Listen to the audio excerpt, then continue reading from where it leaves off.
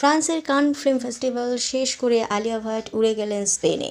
স্পেনে তার বন্ধুর বিয়ে, তাই বন্ধুর বিয়ে উপলক্ষে তিনি স্পেনে গেলেন এবং সদ্য শেষ হওয়া কান ফিল্ম ফেস্টিভ্যালে তার সাজগোজের প্রশংসার অন্ত ছিল না। প্রত্যেকটা মানুষের মুখে তার এই সাজের প্রশংসা পেয়েছে।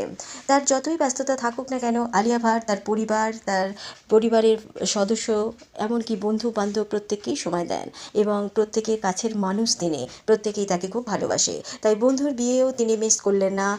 ফ্রান্সের কান ফিল্ম ফেস্টিভ্যাল শেষ করে তিনি স্পেনে উড়ে গেলেন। মঙ্গলবারে উড়ে গিয়েছিলেন তিনি তার বন্ধুর বিয়ে অ্যাটেন্ড করার জন্য। এই বন্ধুর বিয়ের পিকচার্স খুব ভাইরাল হচ্ছে চারিদিকে।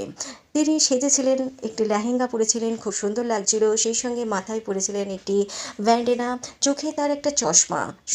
সুন্দরভাবে উপভোগ করেছেন তার এই বিয়ে বাড়ি। কিন্তু তিনি একাই গিয়েছিলেন স্পেনে তার বন্ধুর বিয়ে অ্যাটেন্ড করতে। সেখানে কোথাও দেখা গেল না তার মেয়ে রাহা কাপুরকে, এমন কোথাও দেখা গেল না রণবীর কাপুরকে। তিনি যখন স্পেনে এনজয় করছেন তার বন্ধুর বিয়ে, তখন রণবীর কাপুর আর রাহা কাপুরকে দেখা গেল মুম্বাইয়ের একটি রাস্তায়। তারা দুজন এনজয় করছেন, বাবা আর মেয়ে মিলে। এখান থেকে বোঝা যাচ্ছে যে আলিয়া ভাট একাই গিয়েছিলেন, পরিবারের কেউই সেখানে উপস্থিত ছিলেন না।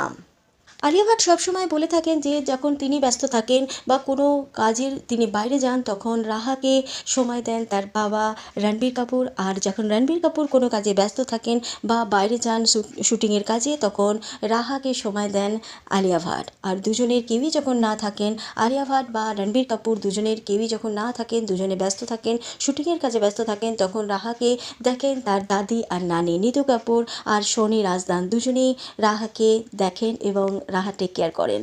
তারা রাহাকে খুব ভালোবাসেন, তাই রাহা তাদের কাছে খুব ভালোই থাকে। বাবা মার দুজনে একজন তাকে সবসময় সময় দেন। তাই আলিয়া ভাট যখন তার কাজে ব্যস্ত, যখন কানের ফিল্ম ফেস্টিভ্যালে সে ব্যস্ত ছিল, এখন সে বন্ধুর বিয়ে উপলক্ষে ব্যস্ত, সেই সময়ে বাবা রণবীর কাপুর ছোট্ট রাহাকে সময় দিচ্ছেন, তার সঙ্গে সময় কাটাচ্ছেন। তাদের সুন্দর হ্যাপি মোমেন্টসগুলো সবার সামনে উঠে আসছে। ভিডিওটা ভালো লাগলে একটা সাবস্ক্রাইব করে দেবেন। ততক্ষণের জন্য টাটা।